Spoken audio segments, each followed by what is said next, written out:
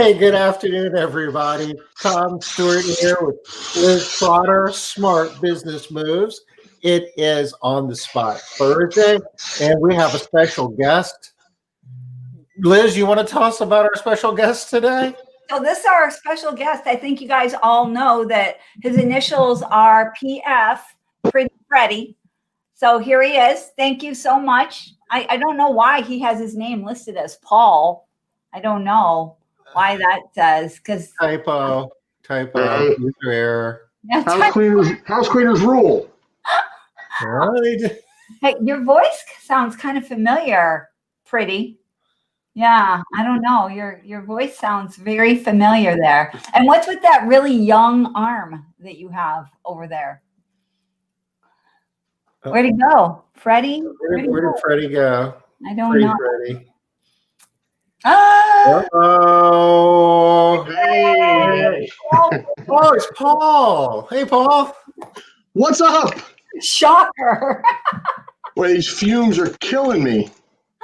Yeah, especially in the mask. Get him in there and slap him in there. Wow. That's funny. Good job, Paul. How we doing? Happy Halloween. Yeah. Yeah. Hello. Yes, he does. Loving the Halloween times. Yeah, I saw the text about wearing a mask, and I thought it was, for COVID. I thought it was like, whoa, one of those masks. Yeah, that would have made more sense, Tom. For some reason, I guess because he always does something for Halloween, I knew he was talking about a Halloween mask. Yeah, I'm kind of bummed. They have a parade in Hoboken every year, and they've canceled it this year due to COVID. So, a little disappointing. I've kind of built a following over the years, so people are asking, "Hey, what are you doing? What are you doing?" And it's like, I don't know, but I'll probably do something regardless. So, I guess for my first thought, why? But they pack them in there pretty tight during parades. The people are really tight, so that makes sense. Yeah, it's terrible, but it is what it is. Yeah, could be so much worse, right? Yeah, it was so much worse actually back in earlier. Yeah, it's interesting. I was looking at the P&L for the first 3 quarters of the year, and watching January, February, and then March, and then April. Boom, was like, whoa. Yeah. But then mid-April started to kind of pick up a little bit, and May, June, with the disinfecting, it really picked up. But a little frightening for sure. Yeah, well, I didn't pick up the so yay for you, Paul. Yeah, I know 2 people whose businesses their numbers are bigger now than they were pre-COVID. But, that's out of how many businesses, 150 businesses. I only know 2 that have higher numbers. One of them has significantly higher numbers, and I just want to smack him all day long. He's one of my favorite people, so can't do that. Hey, Denise. Yeah, we're seeing kind of another burst. We got we do a bunch of government work now, housing authority, so senior buildings, housing projects, municipal complexes, police departments, fire departments. So we got a kind of an emergency call last night to do 2 buildings because I guess somebody tested positive in one of the buildings. So we had crews out there till 8:00 last night, disinfecting a couple of buildings, and then this morning got a call to go do a firehouse. We got another firehouse to do tomorrow, and they're setting up voting stations. They're going to have, I don't know exactly how it's working, but so the voting. The voting areas now, like the firehouses and the schools, they want us to come in after, the night of election and disinfect. So that's cool. The next day, yeah, and in a lot of parts of the country, the numbers are starting to tick up. I guess fall's coming here. People are spending more time inside. The days are getting shorter. So, if you got revenue streams that are tied to increases in COVID. I mean, it's kind of a mixed bag. We don't want to see that, get worse, but no, because that gets worse. Then the residential numbers are going to drop, and we don't want that. I mean, that's the bread and butter, right? Yeah. I just realized, Paul, what did you spray on? Because that's not really a wall behind you. No, so it's. Oh my gosh! I thought that was like I thought that was just like a virtual background, like Tom, like when you do your brick. The green screen thing, yeah. No. There we go. You really had what was that? Like a tablecloth or something? Yeah, it's just a canvas backdrop. See, I thought it was that. Like, do you see Tom's screen? Oh, yeah, no. That's what I'm not painting on that. Yeah, and that's what just occurred to me. I'm like, what did he actually paint on then? You actually painted on that. So it's great. Oh, look at that. Leslie just got a big job. Oh, clean desk. Yeah, that's awesome. Woohoo! Fireworks for you, Leslie. Good job. Love that. All right. There's definitely some opportunities out there. Before we jump into on the spot, you think we want to talk about what we're doing next week? Sure. What are we doing next week, Liz? So next week, so we're going to have a brand new person on next week. We have never had Chris Schwab on. For those of you guys that know Chris, he runs his business only remotely. I don't believe he has ever had a local operation. Is that right, Tom? Is that your understanding as well? Yeah, I mean, I don't have all the details, but it's my understanding that he's like a digital nomad and kind of carries his notebook computer around and runs his business wherever he is. Yeah, and that's what he's always done it. And so I can't wait to hear from him, because since that is his reality and it's the way that he's always done it, seems easy to him. So I want him to share that with us, how easy it is. Instead of everybody thinking, oh, you can't do that, it's too hard, I don't know how. Really looking forward to what Chris has to share with us. And then you can tell us about Perry, Tom. I'm so glad he didn't get like absconded for 2 weeks. Well, he's out now, so he'll we're gonna give it another shot, and coming back Tuesday to part 2 of giving us a global perspective on COVID and his experiences in China. And I really am looking forward to just the China conversation. I was just so intrigued by some of the things that he shared about, living in China, just living in China, even without COVID, but with COVID, it's like, wow. I mean, it's amazing what they do. I mean, it's completely, different mindset and priorities and values. But, basically you do everything with your phone, and the government tracks you with your phone. And I mean, there's a lot of bad things about that. But one of the good things is that if you come in contact with somebody who has COVID, they can figure it out really quick. And it's, help them keep the infection rate down, keep the economy open, and isolate people. I don't know if for you guys that didn't see it, everybody's phone is either red or green. And if it's green, you can go anywhere or do anything. But as soon as your phone turns red, you got to go lock yourself up in your apartment for 2 weeks. Yeah, that was really interesting to me. Of course, my first thought is, people would lose their minds if that happened here in the States. Yeah.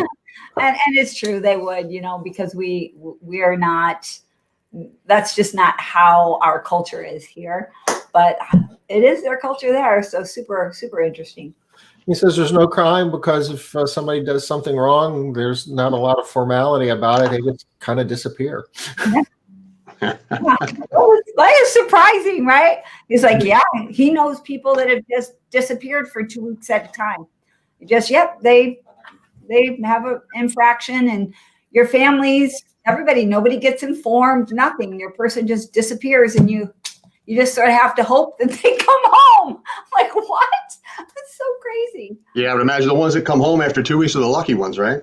Yeah, he didn't mention anybody that just disappears forever. I guess, I don't know if he can even talk about that. Well, yeah, I mean, I'm thinking, he's streaming this from Shanghai. To some degree, I think he would have to be careful what he's saying. Yeah, you would think. I don't know. We might need to be careful. I don't know. You think they're listening? I don't know. All right. Okay. Then on Wednesday, we're going to have Heather on. You guys know Heather. And Heather's going to talk about some of the best kept secrets of Indeed. And the reason why we're having Heather come on and talk about this is she has had multiple conversations at this point in time with her Indeed rep, other Indeed representatives, and they have reached out to her and asked her to do some cool things for them. She has enough of an ad spend that she is kind of like an influencer for them.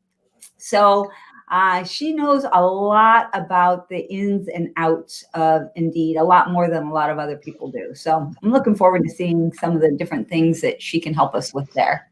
With the hiring challenges that most of us are hiring, I mean, the timing of that is perfect. Yeah, that's what I'm thinking too. And then we have a secret guest for On the Spot, but we have no clue except to say he is going to be an interesting guest that has not been on before. It'll be new. A new guy. Okay. So you can strike all the usual suspects, and you need to think out of the box on this one. Yep. Oh, and that was not a clue. So if you're thinking, oh, that was Tom with some tricky. No, I'm just rambling. I am. He's just chatting. All right. I'm so glad you could be here for On the Spot. Really, really appreciate that, Paul. That's going to be fun. Thanks for having me. Yeah, no, super exciting. So you guys get your questions up there. I have a couple of questions. I probably should have sent them to you like I did last week, Tom. That worked out pretty well. Yeah. I do have a few questions. I'll do that next time. To get us started, the first one that I have here is, who do you look up to in the industry? That's a good question.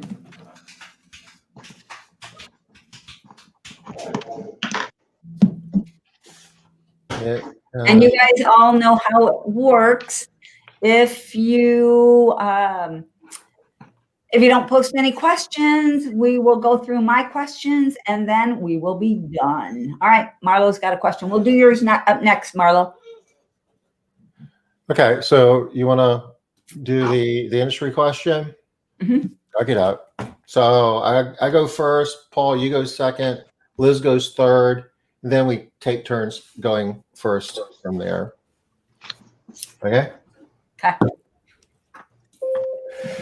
Wow, there's a lot of people that I look up to in the industry.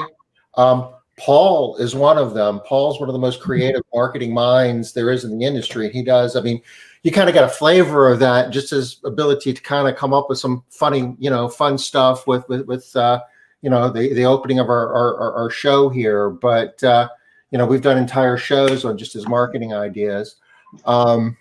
Joe Walsh runs a really awesome business in a relatively small market up in Maine. Does a lot of great things for the people that work for him, his clients. He's pretty much hitting it on all cylinders. Laura Smith does amazing things in terms of the team that she's put together in a relatively small market. I could go on and on. I mean, there's a lot of people in this industry to admire and feel good about. You ready, Paul? I'm ready. Well, you're looking at two of them right here, Tom and Liz, and there's so many people that I've met in this industry over the years that it all kind of bring a little something different to the table. So there's as Tom said, right, some people are into marketing, some people are into sales, some people are into employee retention, things like that. But Liz, Tom, Derek for sure, Sharon Tinberg, Sharon Cowan. There's look, RJ Patel. I love RJ, and he's a guy that I kind of go to, if I need some soothing and some calming down. Can kind of call him. He can level me out. Marlo, Gosha. There's just there's so many. Right? When I got into the industry and my first convention, I was expecting to see, please don't take this the wrong way, a bunch of women with mops. What I met was, some incredible entrepreneurs that are like-minded and thinking. That's good. That's Like good. talk forever, right? Okay, so I have kind of a little bit of a list here. Some of my very favorite people that when these people are talking, I always listen.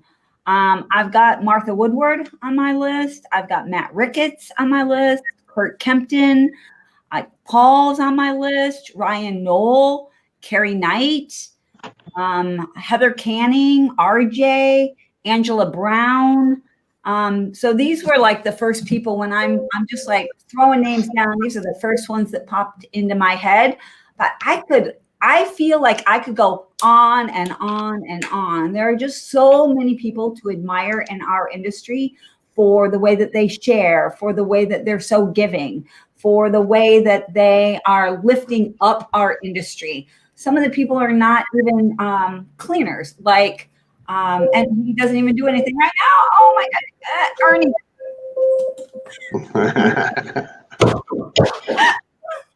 Are you? I'm okay. I made it. You scared me there. Yeah, sorry. No, that was a good question. I mean, there's a time. There's definitely a time. Yeah. Anybody that I left off, I left so many people off my list that that I like really admire you and look up to you. I could literally come up with 100 names like that. It's kind of like when you're winning the Academy Award and you're thanking everybody, and it's like, yeah. So Tom, I want to share this with you. With everybody, but we put a trifold together, right?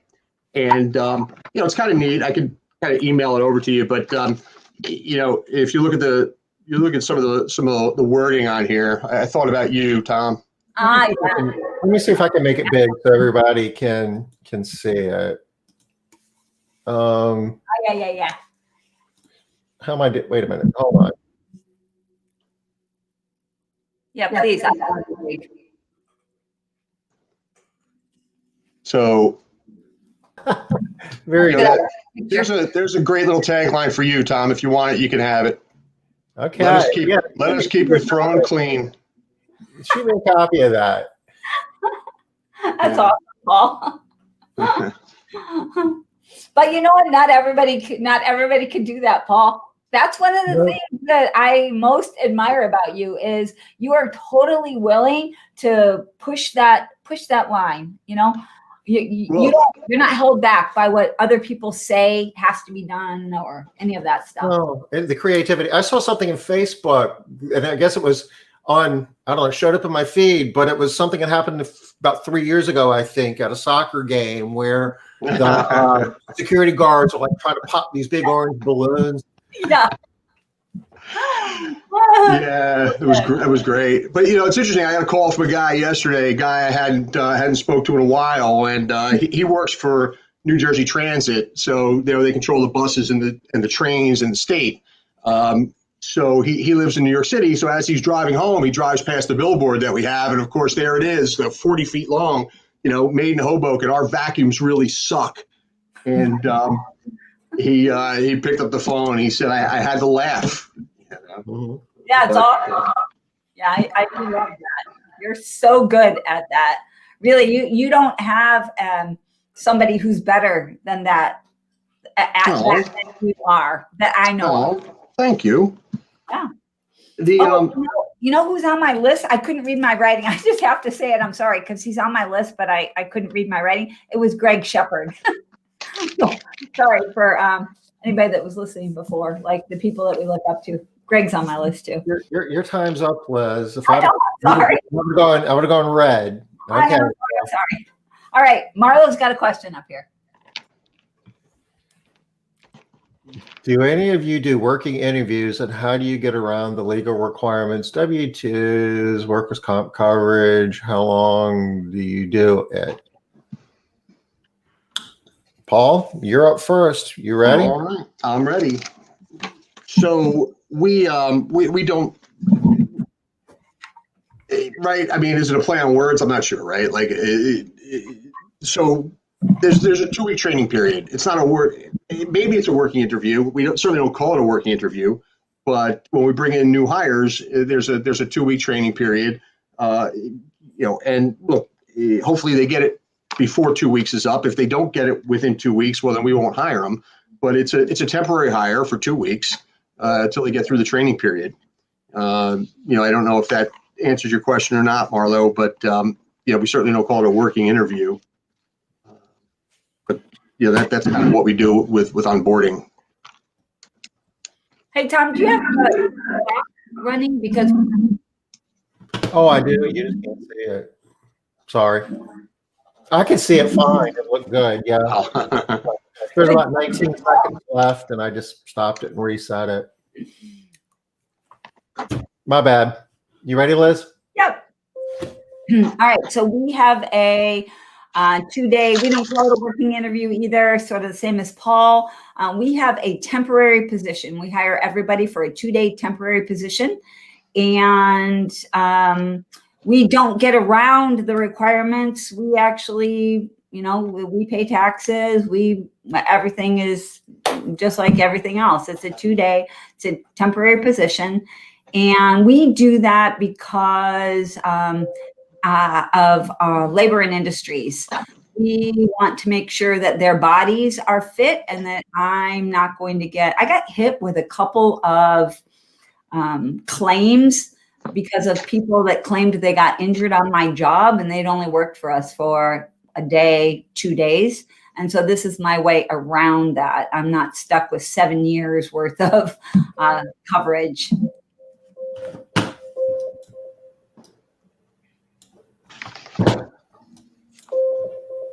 We have a 2-week training program, and not everybody who starts that training program winds up staying in our organization, past that 2-week period or even, within that 2-week period.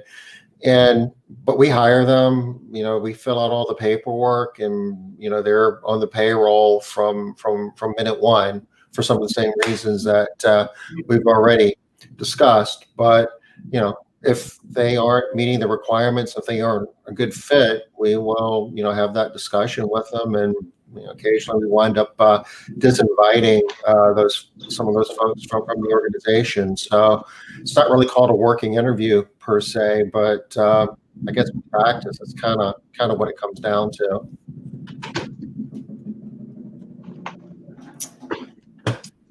All right, I got another question here. Excuse me, all.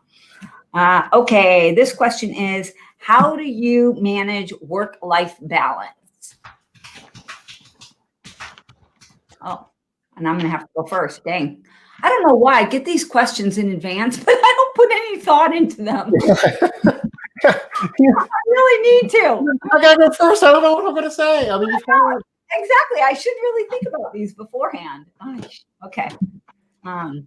Okay, bang. All right. Work-life balance. So, I've been doing this for a really long time now, and my situation is different nowadays. I don't have any kids. My husband, he works a job, and he also does some entrepreneurial activities kind of on the side. So our work-life balance is, I work as much as I want. Tim works as much as he wants. We both love to work. And then when we're not working, we are just really not working. I don't answer the phone for work, check emails. I don't do any of that stuff. I try to have the weekend off, kind of. Sometimes it's just one day, but usually I always have one day, sometimes 2 days. And then we try to get away 4 times out of the year on like a short little trip, and then a vacation, and then some family time.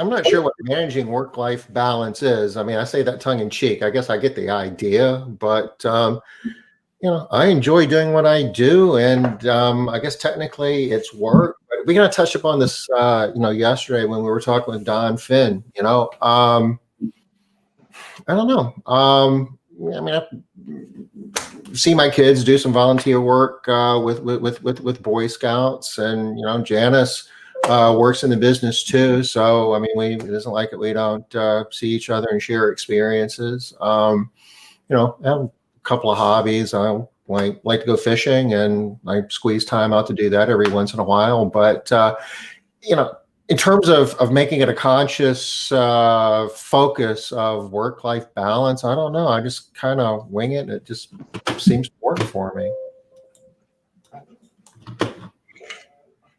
We're getting good. How do you manage work-life balance? I don't. Stop the clock.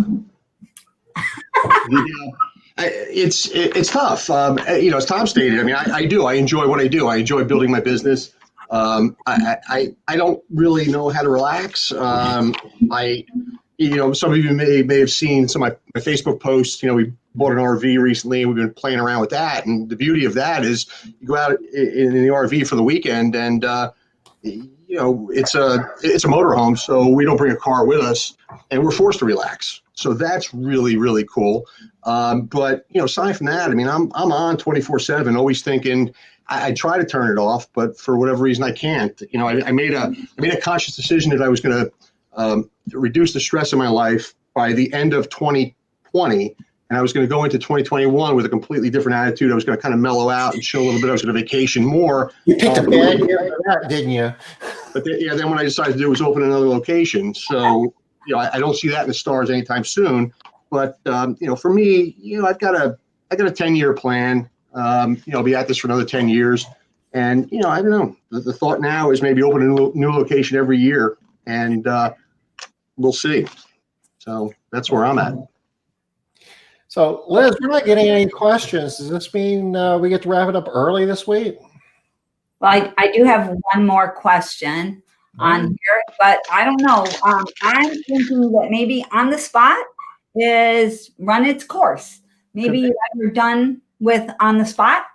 So let us know if you want us to continue. Otherwise, maybe this should be our last week. I mean, one question to me says this is not as popular as it would be. So I will put up this last question. This question is, what do you do really well?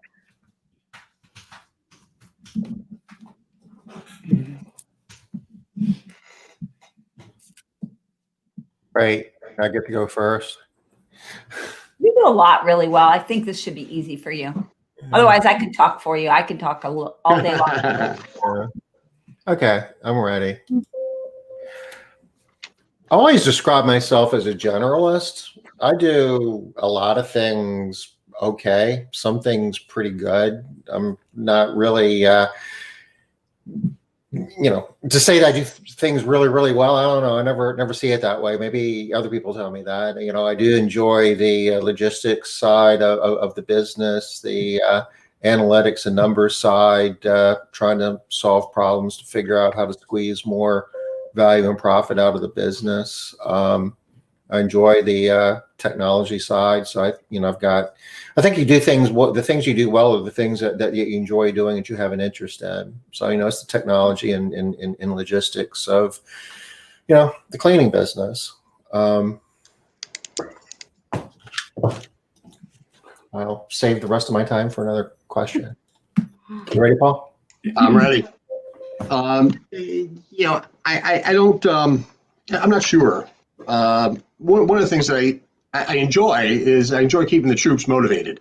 I enjoy keeping my staff happy and content. And what I find is that for me, right, like that's how I'm able to scale this thing. That's how I'm able to build this thing up, and that's how I'm able to retain employees and get new employees. Great example, right? So yesterday we just had a brutal day, and then we get this call kind of late in the day. Hey, got these 2 buildings that we have to disinfect. Can you do it? I said, sure. aside from that, we were the girls were I had one team at a move out cleaning. They were there for 10 hours, right? It was brutal. They didn't get done till 8 o'clock last night, and I know that they were pissed or not happy. So this morning we came in, we have a huddle, and I gave everybody wait, hold on. Oh, it's going to be good. What he gave them. Gave everybody that worked late a poker chip, one paid day off. Ooh, nice. Right. So, you talk about turning lemons into lemonade, right? Now they were elated. They were so happy. So, as opposed to having them moping around all day because they were kind of beat from the day before, they were stoked. Absolutely. So, those are things I love to do.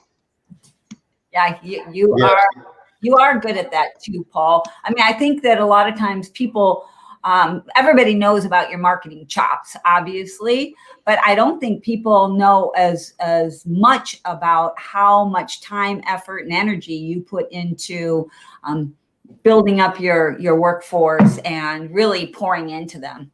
So I'm glad that you brought that up. Didn't just talk about marketing.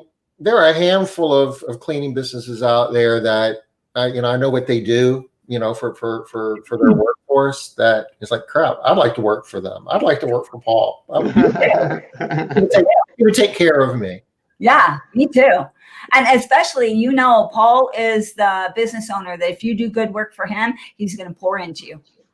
So yeah, I do love that too. Listen, you guys are welcome. So, this is something I picked up a couple of years back, and it's been on my office wall. I don't think any of you guys have seen it, but when people see it, everybody stops, they read it, and they're like, is that true?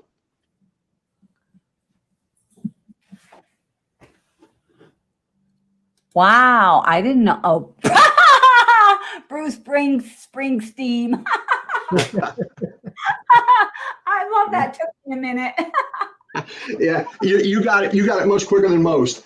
I mean, people look at that and they're like, really? I didn't know that. Yeah, I like that. That's awesome. Penelope wants to know where you get your personalized poker chips.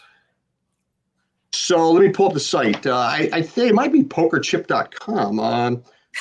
I'll send. Hold on.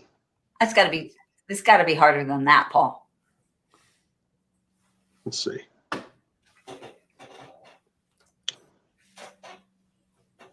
If you have the link, you can just drop it in the chat. We can't do that on our side, Tom. I'm sorry. We don't have that capability. I wish we did. So it is. Oh no, that's not true. We can do chat. I'm sorry. We just can't make a comment. My mistake. I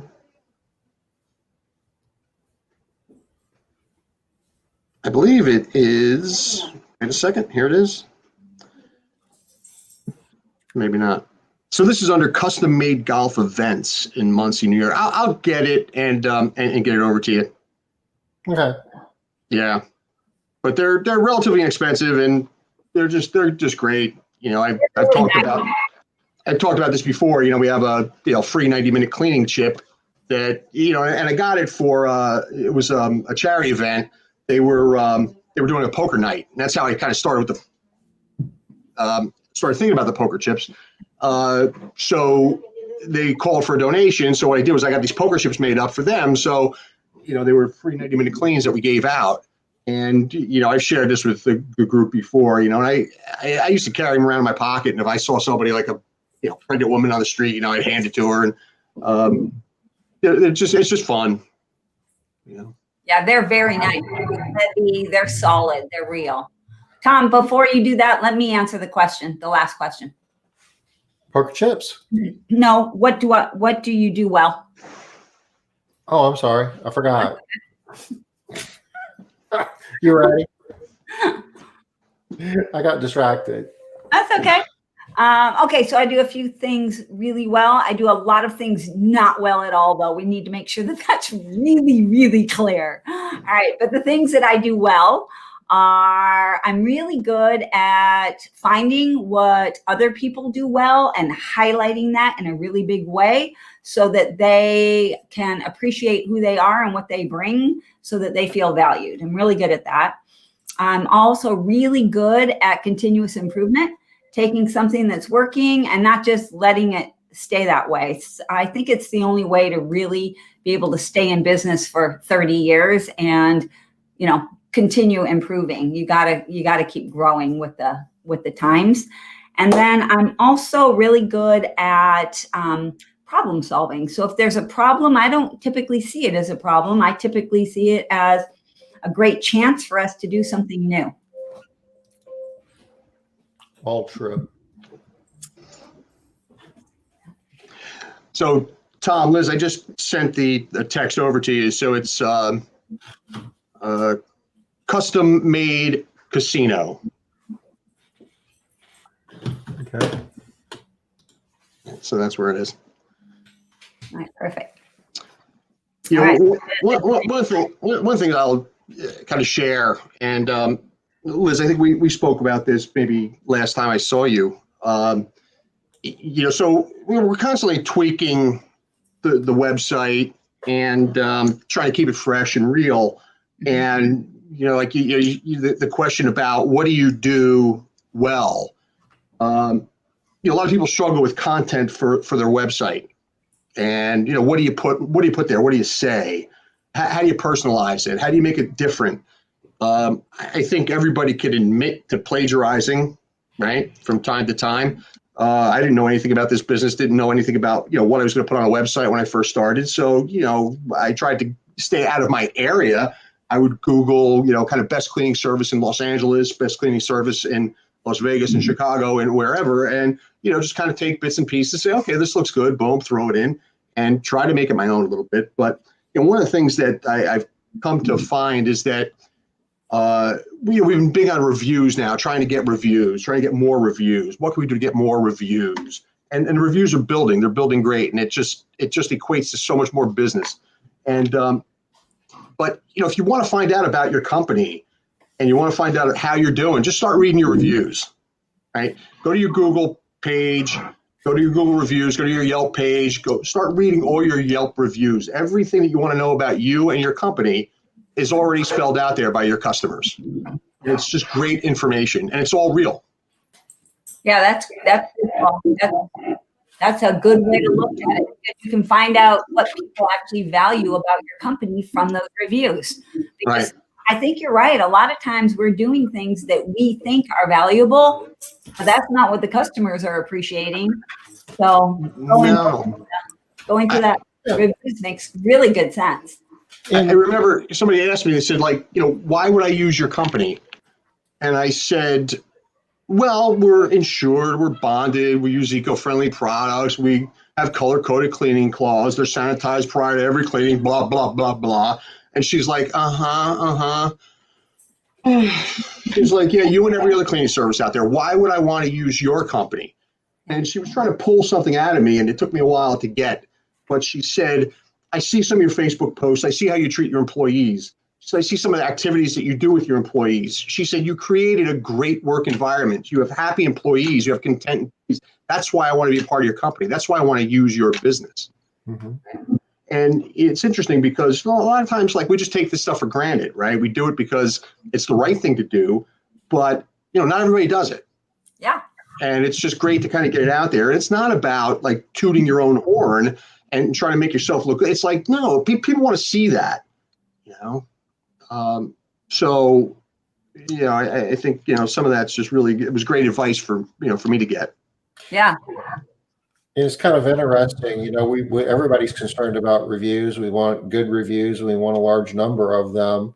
But a lot of times we're just counting the stars and the quantity. And do we really stop and study and read what people are actually saying in the reviews? There's useful information there that we might be ignoring.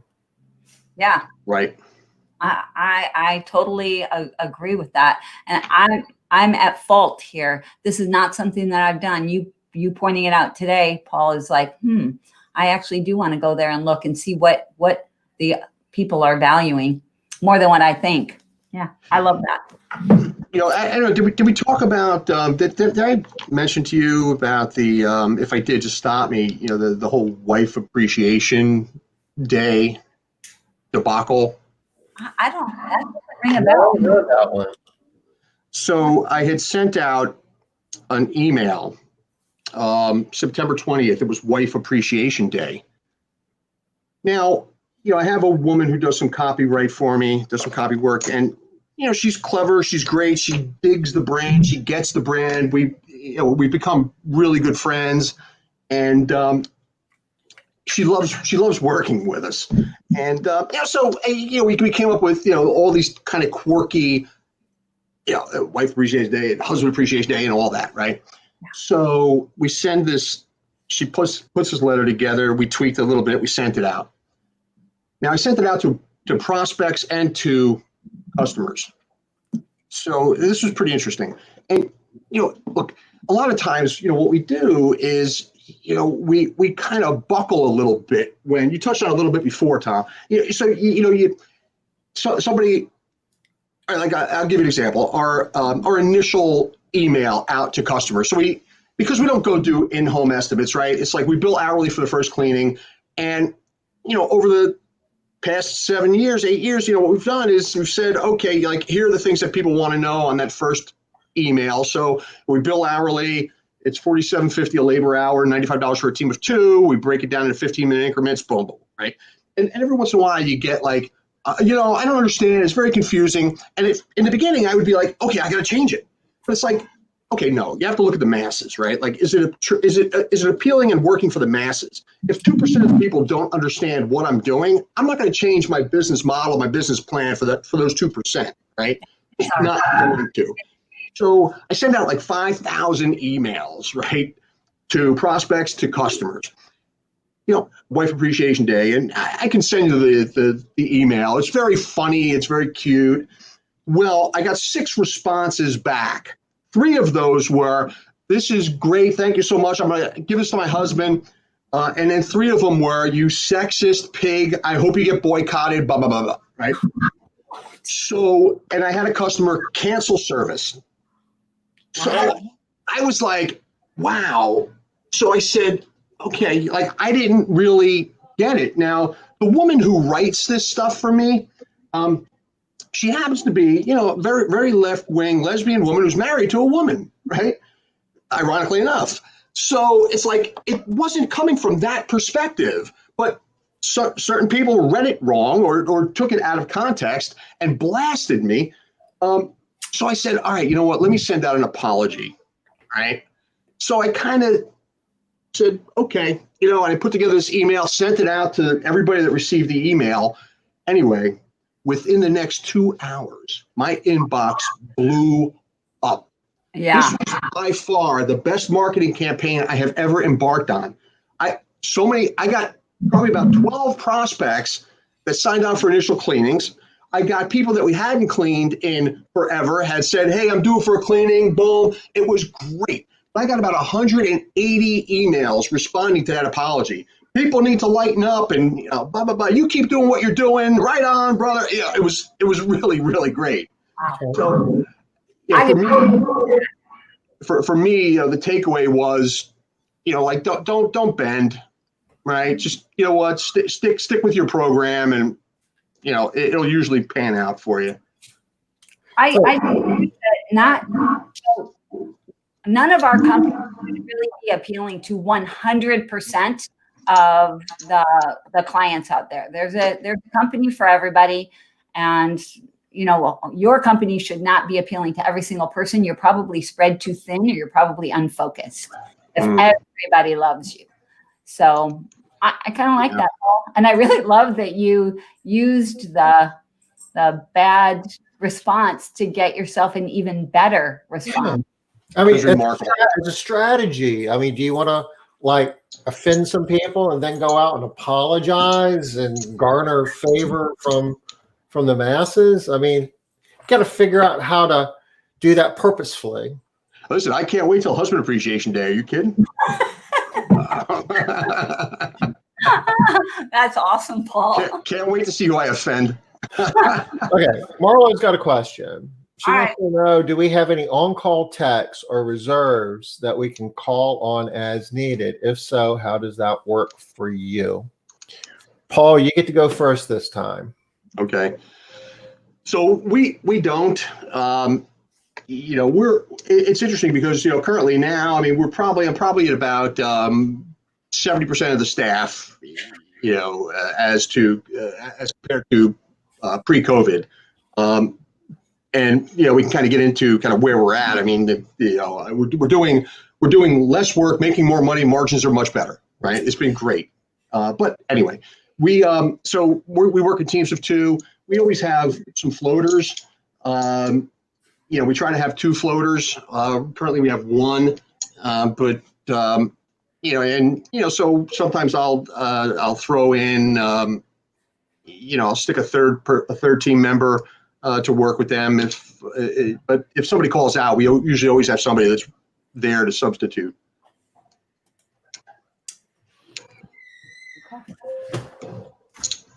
Okay, so yes, we do. We call them floaters, but what they are is they don't work unless we call them. And if we call them to work, they have to come in. If they don't come in twice, then they no longer work for us. So it's a position that we have that's available, but it works for us because they have to come in. Usually how we get floaters is we have somebody that is a full-time employee that then finds out they don't want to work full-time. It's too much. It's too hard. They've got other issues. And so we'll give them the option to either have a fixed part-time schedule or go to this floater status where we'll call them in as we need them. If we're busy, they know they're probably going to get a lot of calls. If we're not, they won't. You got like a quarter of a second left, Liz. That's it. We deal with that a couple of ways, several ways. We've got a few people that work for us that work less than 5 days a week in terms of a set schedule. They might have 4 days, they might have 3 days. And if we're short, one of the things that we would do, we reach out to them and see if they could come in. We have people who will, request a day off to do like personal stuff, errands, stuff like that. And, it's, a lot of times they're flexible on that. And it's like, I know you're supposed to be off today, but if you could come do this today, you can have off tomorrow. And that's a course we take. Plus we've got some other people that are in roles that, they might be doing laundry. They might be doing maintenance on equipment. They might, even some of our office staff knows how to clean homes. So in a pinch, we'll reassign them.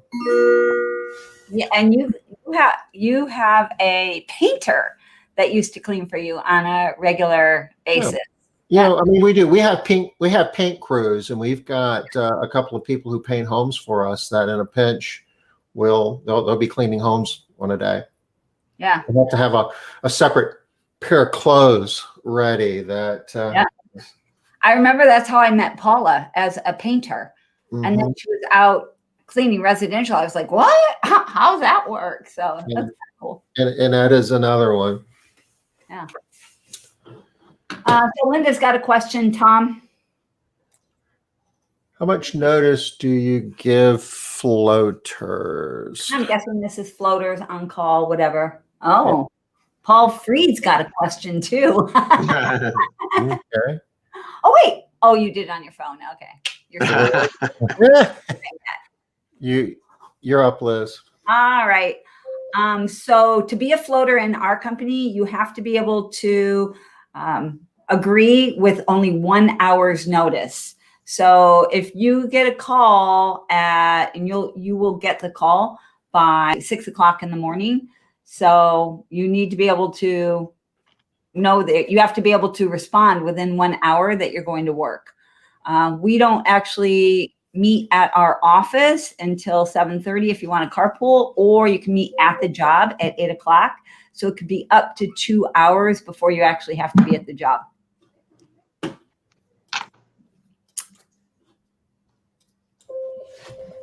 There's And no for There's no set policy for us in terms of giving notice to floaters. It's like when it becomes evident that we're going to be short somebody, we will start reaching, working our list. And, it could be at 7 o'clock in the morning. It could be at 9 o'clock in the morning. It could be midday. Every once in a while, somebody will get sick or have an emergency and have to leave, that we'll have to move somebody around. So it's, we do it when the situation calls for it. And for us, as I mentioned, our floaters are really full-time employees anyway, so they're usually here, and they're paid, just as the balance of the staff is paid.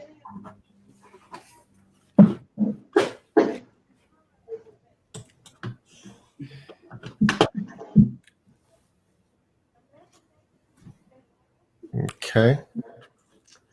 So, Paul Free from Hoboken, New Jersey has a question. It's one of my favorite people, Tom. Do you know him? I do. If you're using eco-friendly products, how do you handle the "it doesn't smell clean" calls? Do you get those?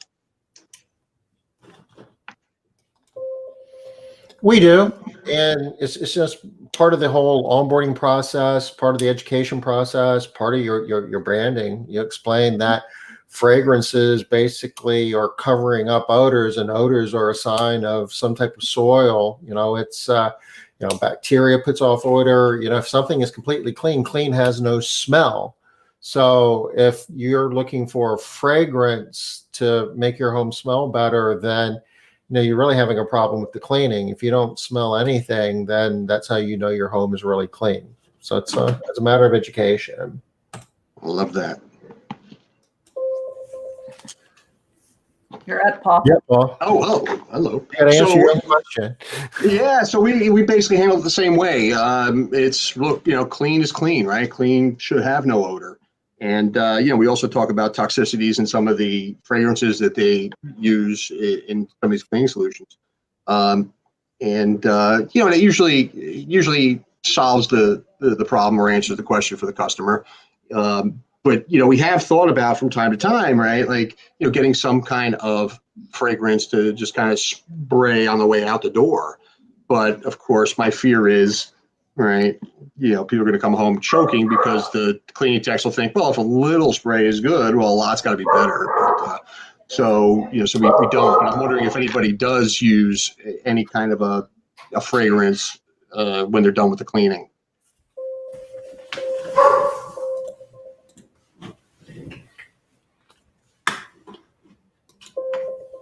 All right, so we give the customers an option.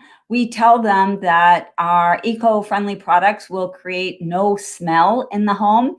If they prefer a clean smell, we have an all-natural product that we can use that provides either an orange or a lemon scent to the home.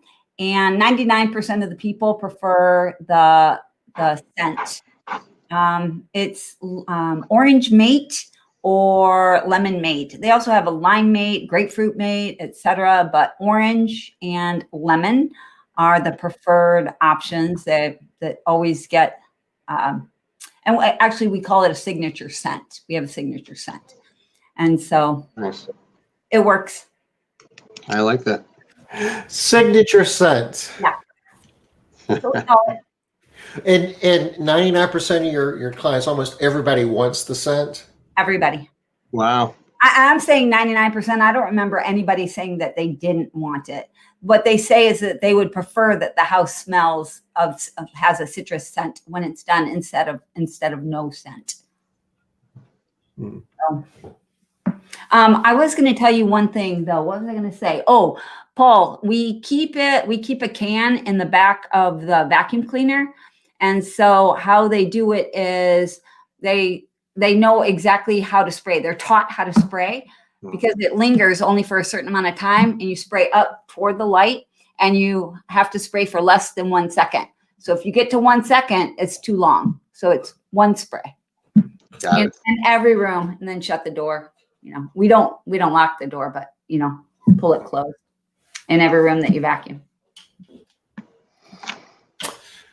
Well, we are pushing up on top of the hour here, and we don't have any more questions.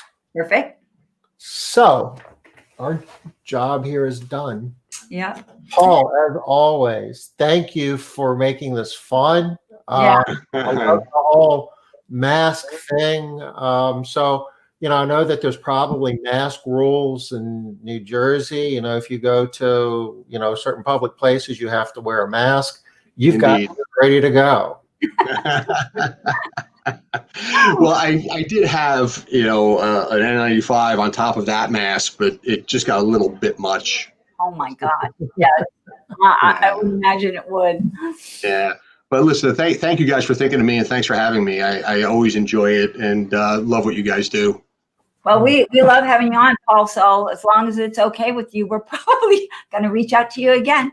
Yeah, listen, you know, hopefully next time it'll be from our other location. So that'd be great. Yeah, yeah. Yeah, that'll be great. All right. No, I know that you guys are going to blow it out and probably have some big, like, grand opening celebration. Let us know when that is. Maybe we can, like, do a live event on site. And, you know, I don't know what type of entertainment and food and. That would be cool. Yeah, no, we're definitely going to do something, and it'll be food related, of course. Of course. Because that's just what we do. We have an upcoming. We do a kind of a chef's challenge at work, and so we've got that coming up just before Thanksgiving. So each team gets together, they prepare a dish, and then we have a panel of judges that will judge based on taste, presentation, creativity. So yeah, so that's pretty cool. I'll post some pictures. But a whole lot of categories that I could not score in. Yeah, that I could score really poorly. it's a ton of fun. It sounds fun. Yeah. Okay, guys. Well, you know, enjoy your weekend. We'll be back Monday, 5:00 Eastern. Chris Swab. See you then. Bye-bye. Awesome. Thanks. Bye.